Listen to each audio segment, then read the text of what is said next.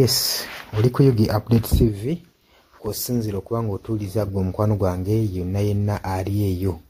Gwe nagambye agala otweyungako, agala okweyunga ku channel eno, kirira wansi waliwo ekigambo subscribe kikoneko, okoonene mukadde, temwerabirako na mukadde kubanga akadde ako omukwano gwange gakuyambako nnyo okuleetera notification message.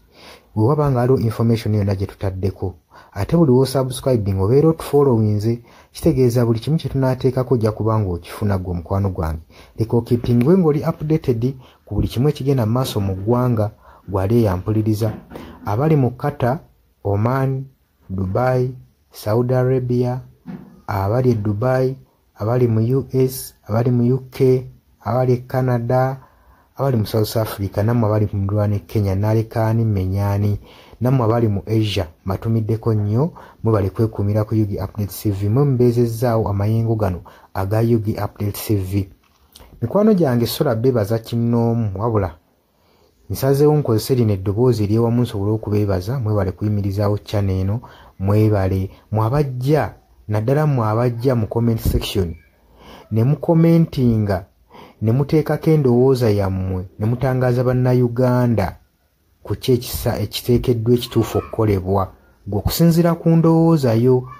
So muna abatajjangako mu comment section, mbakubiriza okujja mu comment section, muteekeko ebirowoozo byammwe, mutangaaze eggwanga ku biki byaba bagenze mu bukyamu ne bikolebwa mu bukyamu eri bannayuganda.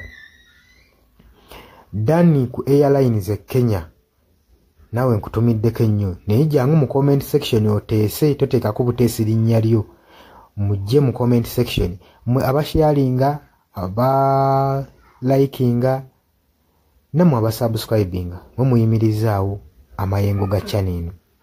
Enamba y'essimu gye mbateeredde awo eya nooti 726, nooti emu 679.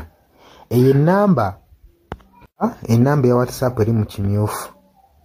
Ye namba gy'ogenda oyita kuba gy'osobola okuyitako gwe omukwano gwange ayagala okulanga wamu naffe. Ng'alina bizinensi yo ng'ogyagala tugikulangire nga wandyetaaze ogikulangira. Eyo namba gy'oba oyitako ku WhatsApp osobole okuba nga naye bizinensi yo gikuba abantu tugikulangire gwe omukwano gwange ali eyo ampuliriza.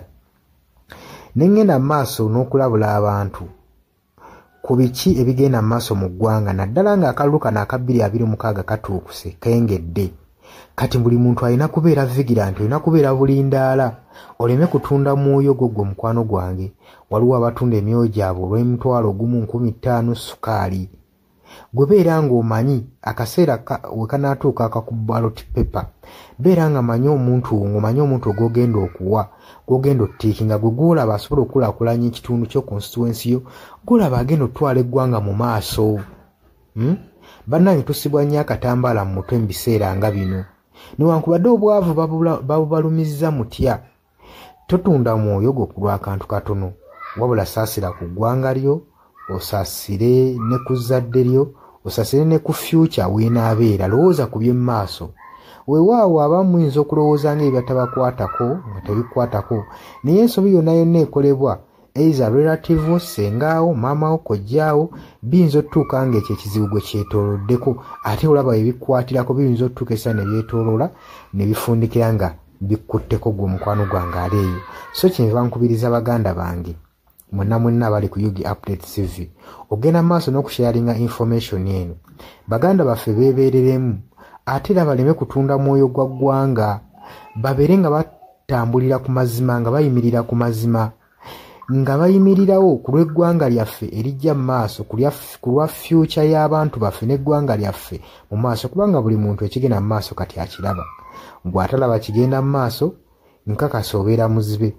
Ate era ne muzibe naye alina byawulira ebimutyemula omutima, kati n'amanya nti no mu ggwanga mulimu kino.